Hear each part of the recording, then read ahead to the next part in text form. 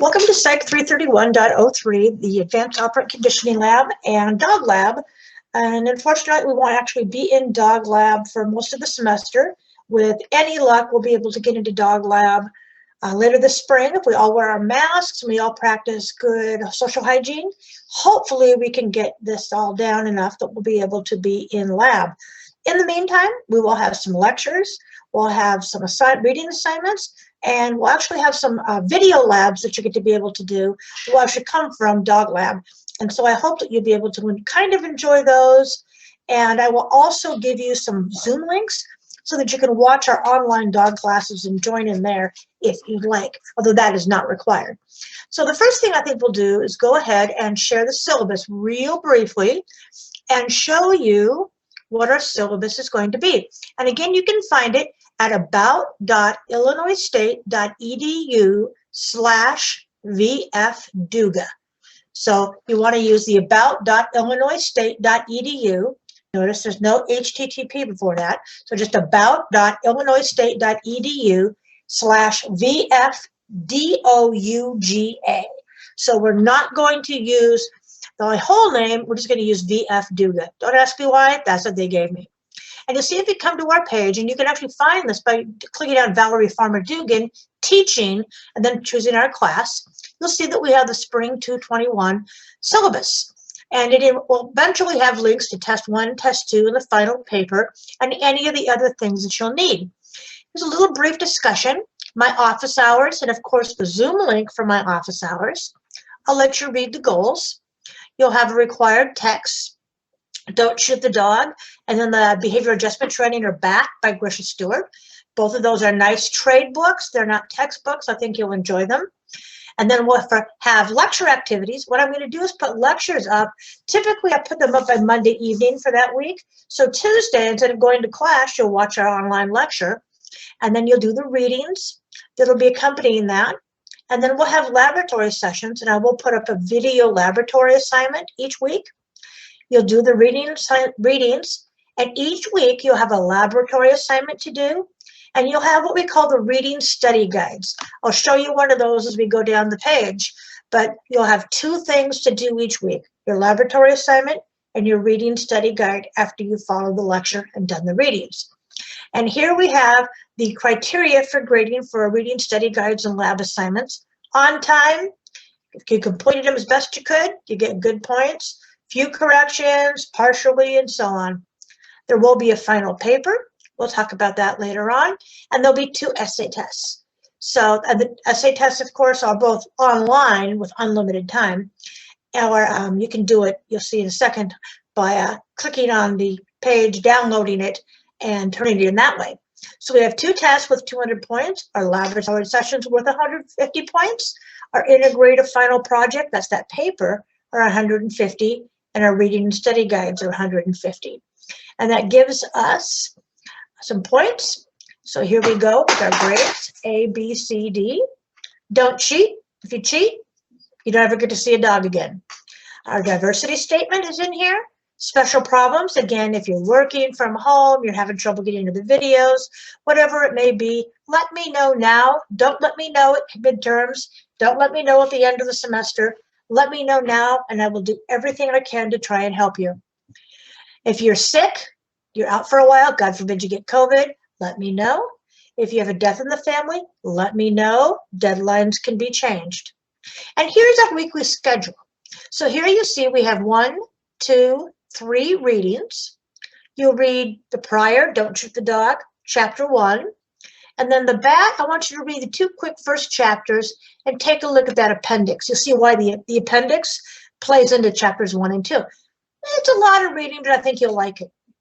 And again, to get the readings from here, you just click on it, and it opens up in a new page, and there it is. All right? So the readings are there, and let's see if we can get back to our page here. The lectures. There will be an actual lecture. You can click it on here, although we're doing that now. And then we have an ethics lab this week. That's what our labs are this week. Our lecture lab and then our emergency lab procedures. We get this out of the way just so that if we do get back in person, you've done that. And then you'll have your study guide and the actual ethics assignment. Next week, we'll be working on dog body language, so you have a couple of readings there. There's another lecture and another lab. So there you go. You just continue on here. The other place you can get this, of course, is ReggieNet. And with ReggieNet, you can then go ahead and work on that. And the assignments are again under lessons. So if we were to go to ReggieNet, and again, we log in, although I think I'm already in. Here we go. I log in. I'm pretending to go to my ReggieNet. Oh, here's our class. I'll click on that. And I go to lessons. And here we are, week 1, the readings. Tells you the book readings, our various lectures that we're going to have, our study guide, and our lessons. You will not need to sign up for a lab. I'm going to put the information for the labs for our dog family. They'll be on there of our client dogs. The families are going to log on because they're also not allowed in the lab right now, and we'll be able to do that. So let's go ahead and stop sharing and go back to our Zoom. We'll start our video again. And hopefully that helps you figure out what we're doing there. And what we're going to do instead, there I'm back, is we're going to have a little introductory lecture now.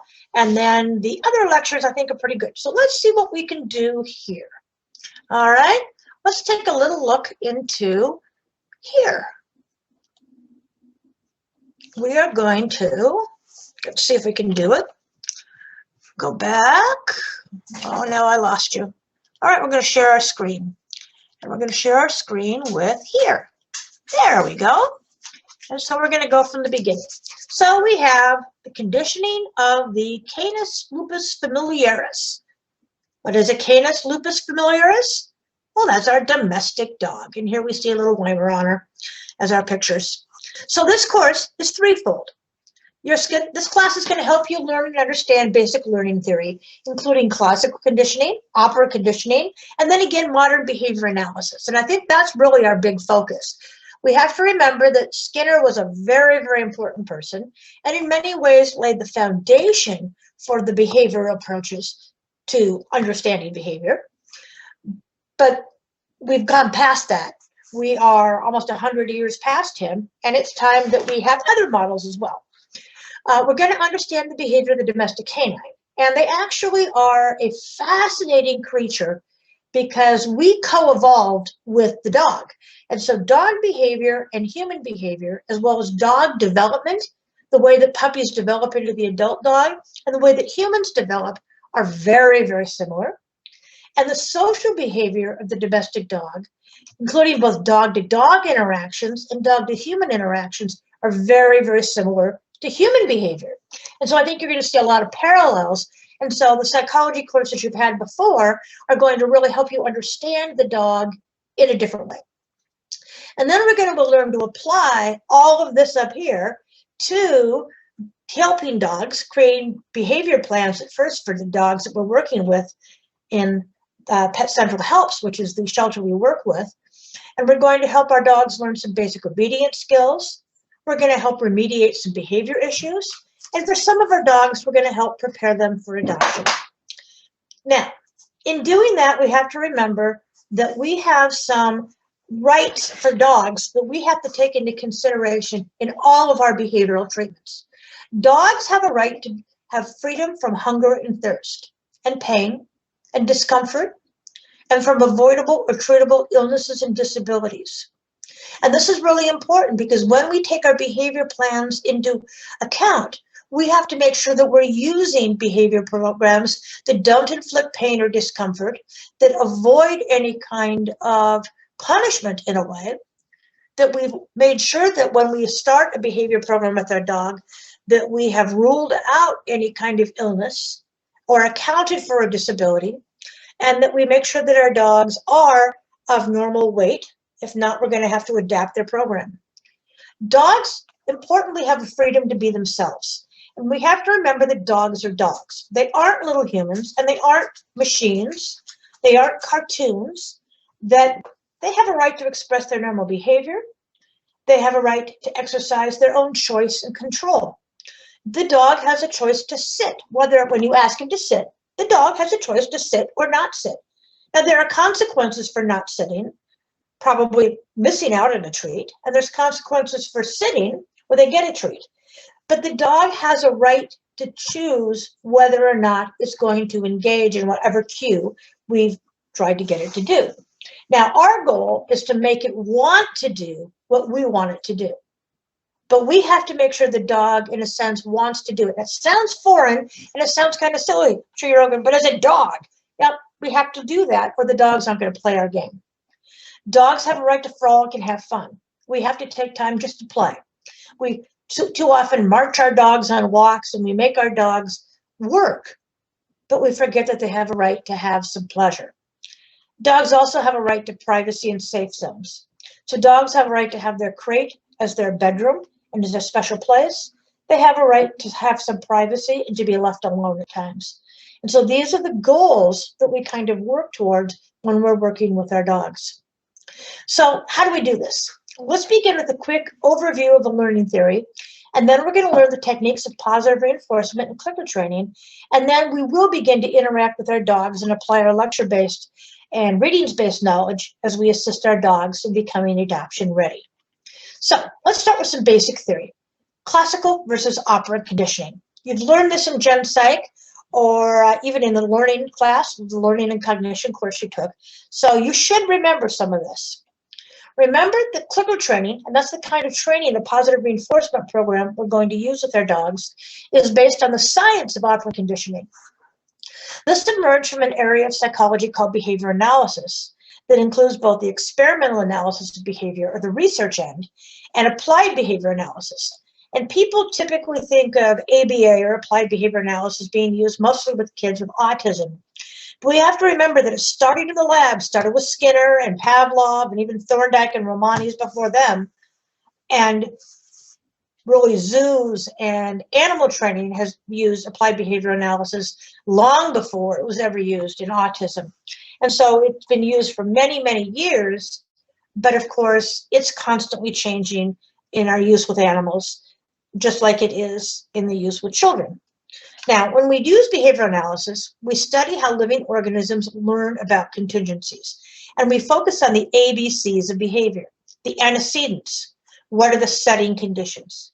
How does a dog know when to sit? Well, it's because I say the word sit. So sit is the antecedent to the behavior of plopping your butt on the floor. So the behavior, we ask what behavior is emitted. And we want to be really precise in our language. So when somebody says, well, my dog goes crazy. Well, define crazy, because crazy in one dog may be very different than crazy in another dog. And then what consequences maintain the response? And this is really the important part for us. What are the consequences? Because people forget what consequences are. So you say, my dog jumps up on me. Well, what do you do when your dog jumps up on you? Well, I push him away and I yell at him and I kind of flail my arms a bit. Well, from your dog's point of view, you're talking to him. He doesn't understand English, so he thinks you're talking to him. And you're flailing your arms and you're pushing on him. Now he or she thinks you're playing a game with him. Oh, we're playing the push-jump game. Well, the dog is actually being reinforced by you pushing the dog off and yelling at him. The dog isn't being punished. So we have to think of the consequences from the dog's point of view and not necessarily what we intended the consequence to be. Because what we intended and what is can be very different. All right, so how do we define learning? How do we know when a dog has learned? Well, learning is a relatively permanent change in behavior, not due to maturation, but to experience and practice. So the dog learned how to do it by practicing it and by us training it. The dog just didn't grow bigger. So maybe the dog can now reach to the back of the counter because the puppy grew bigger and taller. Well, that's not learning, that's maturation. Learning is learning a recall to come back when I call the dog's name. The dog didn't magically grow up and learn that was whatever you call him as his name. He had to learn that. So a learned behavior is predictable. And for our class, we'll concentrate on two kinds of learning. And we are definitely going to use both classical conditioning and operant conditioning. Classical conditioning is pairing a predictive stimulus with a predictive event. So remember, you have a cue, and if you just replace conditioned with learned, you have a learned stimulus that predicts an unlearned stimulus. And when you have an unlearned stimulus, you're going to have an unlearned response. So something scary in a dog, you scare the dog runs, or if corners, can bite. What could be a cue of that? Well, maybe a big dog walking down the sidewalk towards it is predicting of feeling fear of that dog and then cowering or lunging and barking to get that dog to go away. So now when you start to see that big dog, you know you're going to start to get scared. So what do? You don't wait till you're scared to bark and lunge or run and hide. You do it among the sight of the dog. So your response moves up. So it doesn't wait till the feeling. It occurs right when you see the cue for the feeling. And this is something we're going to use when we talk about BAT, or our behavior adjustment training.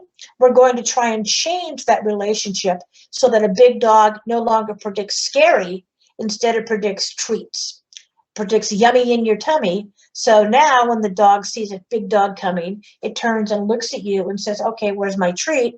I'm not barking and lunging. I'm looking at you and I want a treat instead. So we can recondition the dog using classical conditioning. Operant conditioning, on the other hand, is pairing a consequence with a behavior. So now the dog has to do the behavior in order to get the consequence. So this is R, arrow C. I do a response, then I get a consequence. Now I can add a predictive stimulus, which we call an S+. It says, oh, when I say sit, the S+, if you put your butt in the floor, you get a treat. So now we have this sequence. This looks a lot like here, and in many ways it is. You'll have to take Psych 360 or my graduate class to figure out the difference between that. That's far beyond the scope of now. But the idea in operant conditioning is that the dog must engage in the response in order to receive the consequence. Now, Pavlov really started classical conditioning. We have to remember that Pavlov was a Russian physiologist who studied salivation, and he wrote about and discovered classical conditioning because he discovered that the dogs learned that it was slobbering time, that the food powder was going to come by simply having the presence of the researcher. So that, well, this is kind of cool. Let's play with the bell and things. And pretty soon he figured out that if you rang a bell just before he put the food in the dog's mouth, the dog started to slobber to the bell in anticipation of the food coming. So the bell became a conditioned stimulus to the slobber that predicted the food, which released the slobber. And so now the bell elicited slobbering as a predictive behavior, guessing that food was on its way. And again, he's going to label these the unconditioned stimulus or unlearned stimulus. That's the stimulus that automatically elicits the behavior. So the food automatically elicits salivation when you put the food on the tongue. That's something the animal was born with. He didn't have to learn that. So we have the unlearned stimulus, food, and the unlearned response of slobbering. The conditioned stimulus is going to be the condition that predicts this unlearned stimulus. So a bell says, hey, food's coming. And when food is coming, well, with food I slobber. So anticipation of the food, the dog begins to engage in a behavior that is predictive of the upcoming unconditioned response. So in a sense, the dog is acting towards the unconditioned stimulus and kind of guessing, oh, I'll get ahead of it. I'll go ahead and start slobbering now, so I'm ready for the food. All right, so here we see it, bell, food, slobber, look at slobber.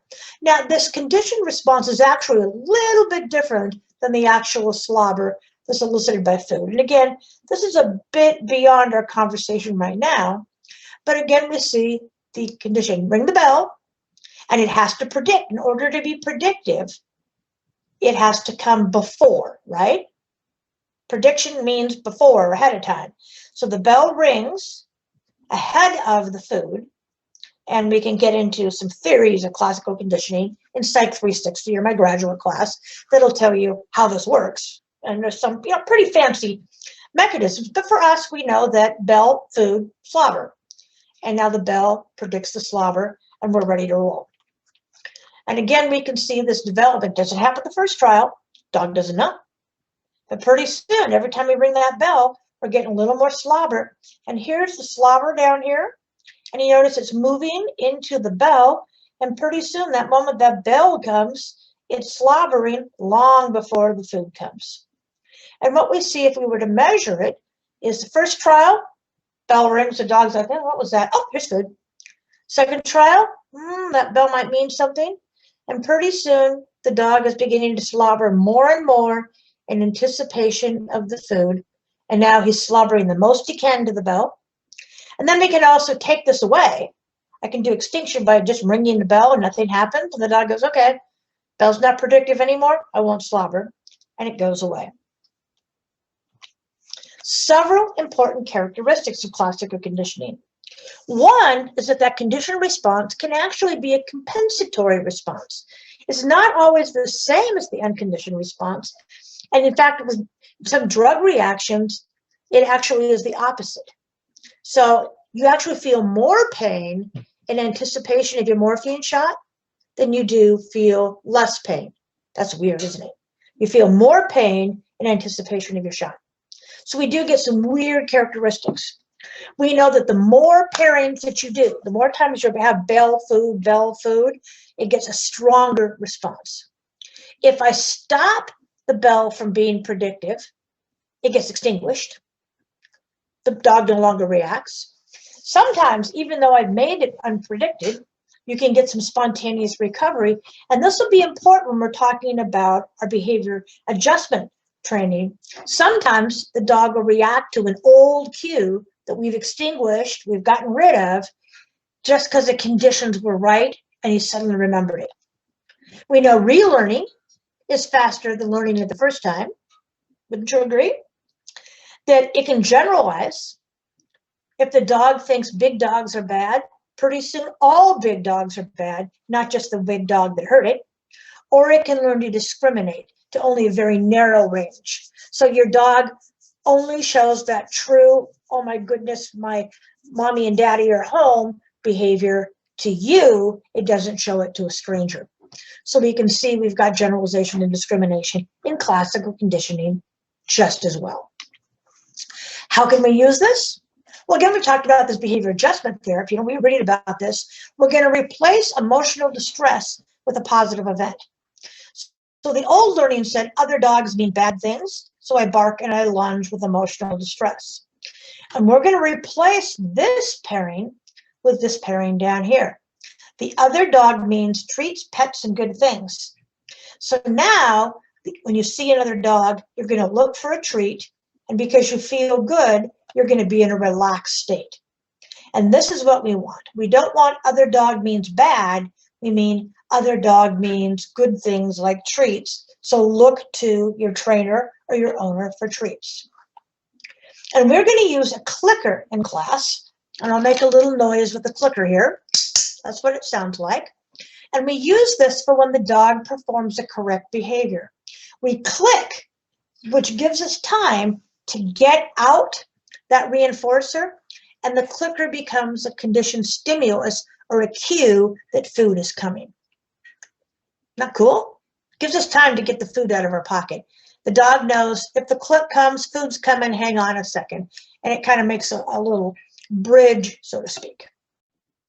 So now that you know a little bit about classical conditioning, I want you to look at the next video, which is going to look at operant conditioning and how to use clicker training, and we'll be on a roll and ready to go. I will see you soon.